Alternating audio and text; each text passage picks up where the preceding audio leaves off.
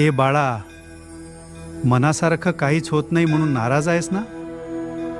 इतकी प्रार्थना केलीस, इतका विश्वास ठेवला, पण तरीही गोष्टी तुझ्या मनासारख्या घडल्या नाहीत.